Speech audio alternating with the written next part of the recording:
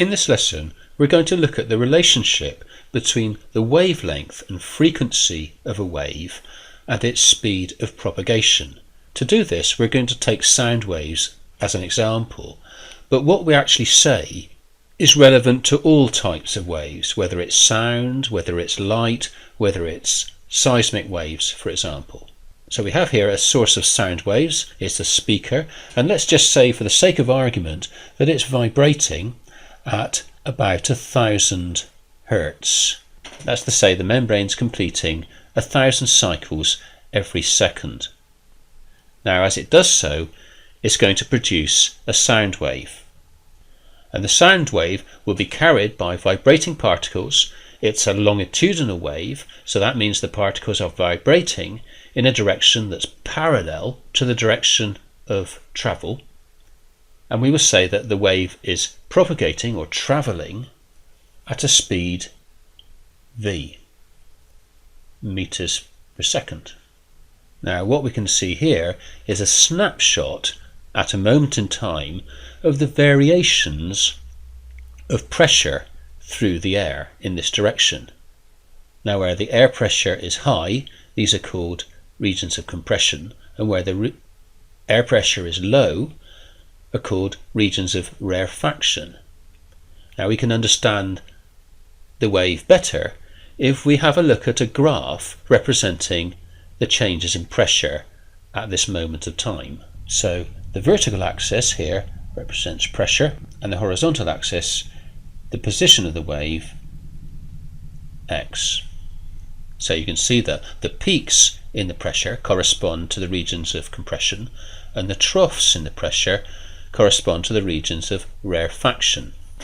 And we can say that the distance between the peaks is equal to the wavelength of the wave, represented by the symbol lambda. So lambda is equal to the wavelength in meters. And as I said earlier, supposing our speaker is vibrating with a frequency of 1,000 Hertz, well, let's just make a note of that. The frequency is represented by the symbol F. So F is equal to the frequency. And what is the relationship between the speed of propagation v, f, and lambda? Well, it is this. We say that v is equal to lambda, the wavelength, multiplied by the frequency. But the frequency is in Hertz or cycles per second. Now, providing that the medium is the same and that the physical properties of the medium are constant, then the velocity of the wave is always constant as it passes through that medium. It does not change. All right. Now, the speed of sound through air is approximately 340 meters per second. All right. So we can say that v equals 340. That's the velocity of propagation of the wave, 340 meters per second in air. So using this information, knowing that the velocity is 340 meters per second and the frequency of the vibrating source is 1,000 Hertz, and I'd just like to point this out again, that if the source is vibrating at 1,000 Hertz, then all of these air particles are vibrating at the same frequency. Okay, the frequency will not change as the wave passes through. So we can calculate the wavelength of the wave. Now, if you're, a little bit so-so with regards to manipulating formulas, well, we can use a calculation triangle here. And you'll notice we've got an expression where we have something is equal to something times something. Well, in this case, the something times something always goes on the bottom. We have lambda times f.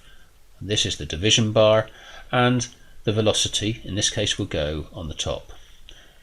So So the next thing we do is we have a look and we see what is the variable that we're trying to calculate. Well, we're told what the velocity is and we're told what the frequency is. What we need to find is the wavelength, so we cover up the wavelength in the calculation triangle, and that leaves us with velocity divided by frequency. So we can rewrite our expression now as lambda, that's the wavelength, is equal to v divided by f. So we then spell out the values of these two variables here. We say v equals 340 meters per second, f is equal to 1000 hertz, and substitute those in.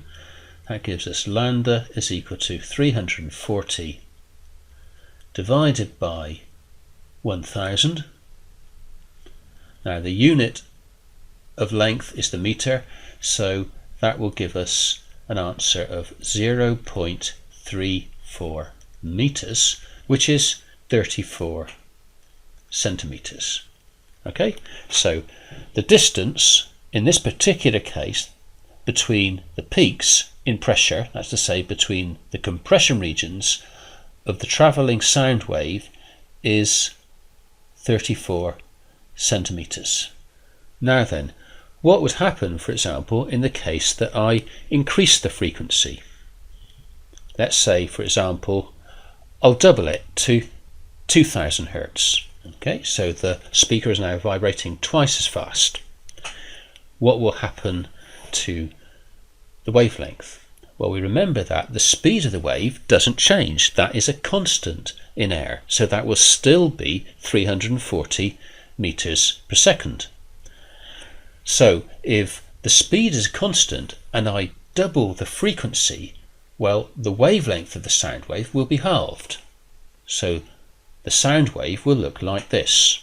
Okay, so the wave continues to move at a speed of 340 meters per second. That doesn't change, but since its frequency has been doubled to 2000 hertz, its wavelength will be halved, so it will be exactly half of 0.34 meters, or 34 centimeters. In other words, it will be 17 centimeters. Now the other thing I can adjust with this speaker is its volume. Now its volume really is a measure of the amount of energy that the wave is carrying as it travels, and this is represented by what we call the amplitude of the wave. And the amplitude of the wave is the height of the peak, or the depth of the trough. Okay, this is what we call the amplitude.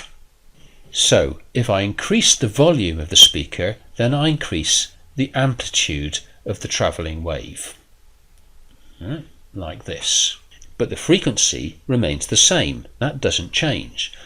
If I decrease the volume of the speaker, then the amplitude reduces, like this. Again, the frequency and the wavelength remain unchanged. So we can say that when the volume of the sound source changes, only the amplitude of the wave is changed. When the volume increases, the amplitude increases. When the volume decreases, the amplitude decreases. The frequency and the wavelength of the wave are unchanged.